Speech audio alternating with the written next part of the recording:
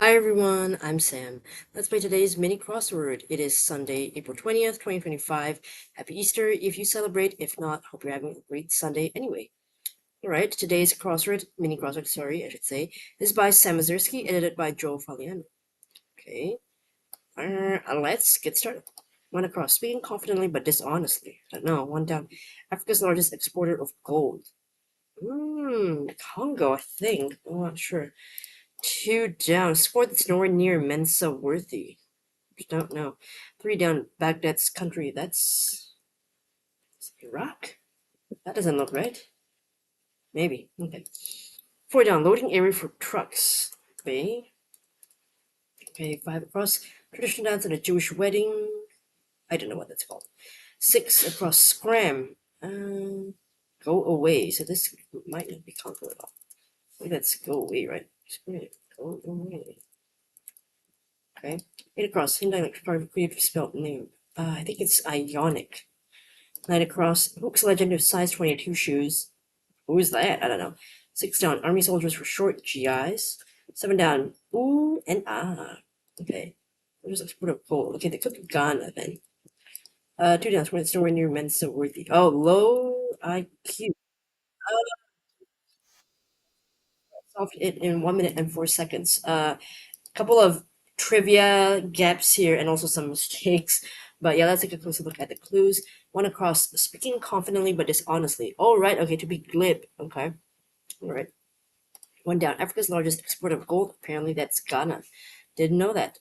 Two down, score that's nowhere near Mensa worthy. So I know that Mensa is like an association where people have really high IQs. You do some tests. I don't know if they have interviews, but I know that you have to do some tests to see your IQ level. And then I'm guessing we need maybe like referrals to get into this association. I don't know, but yeah. So I guess if you have a low IQ, you're not considered Mensa worthy, unfortunately. But I think it's not really a big deal. IQ is just one measure of whatever. It's not a measure of really of your worth. But if you have fun joining these kinds of things, then go for it. Yeah. Three down, Baghdad's country. That was Iraq. I always mix it up between Iraq and Iran, but finally today I remembered it was Iraq. I was just worried about how's it going to end in a queue. I was a bit worried about that.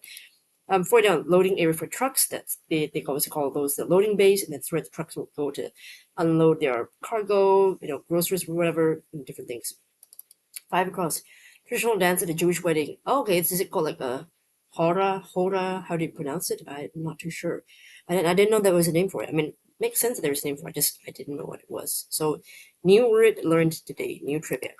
Six across, scram. Another way of saying scram is to go away. Like leave me alone. Get out of here. Eight across, Hyundai electric car with a creatively spelled name. So I know this name because in my job, we write about EVs. Well, I edit the, I don't write it, but I read about them, and I vaguely recall it. And I think I've seen this car out on the streets a couple of times. And yeah, I think it's Ionic or Ionic, however you want to say it. Interestingly spelled for sure. Six down, Army soldiers for short, right? Those are GIs. I actually don't know what GI stand for. Let me just that GI soldier meaning. Okay. Okay, wait. Mm.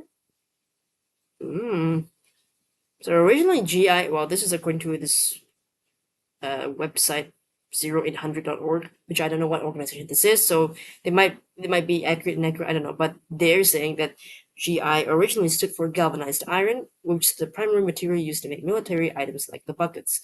But as the military grew and evolved over time, GI took on multiple meanings, including government issue, general issue, and even ground infantry. So I'm guessing the GIs in this sense is ground infantry for the soldiers. Okay, seven down, blank and ah. So this is the common phrase, we go ooh and ah. It's like when you're super impressed or something, so you go like ooh and ah. The crowd does that, right? Okay, and then the last clue, nine across, hoops, legend of size 22 shoes. I totally forgot about Shaquille O'Neal. I mean, I know I've heard of him, and I know that his nickname is Shaq, right? But I totally forgot. And then no, but to be fair, size 22 shoes. I mean, most basketball players are really tall and probably have really big feet, right? I don't know how I'm supposed to remember that, but I guess it's supposed to help if I had gotten two down easily. Again, the queue is tricky because I wouldn't have thought it would end in a queue. I was like, I don't know what answer this could be. I was just not confident about it being a queue, but if I got that, yeah, I would have guessed Shaq if I saw the queue.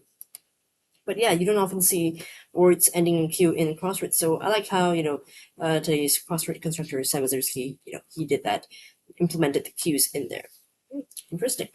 All right, then. Well, that was today's mini crossword. Thanks for watching, and hopefully I'll see you in the next video. Bye.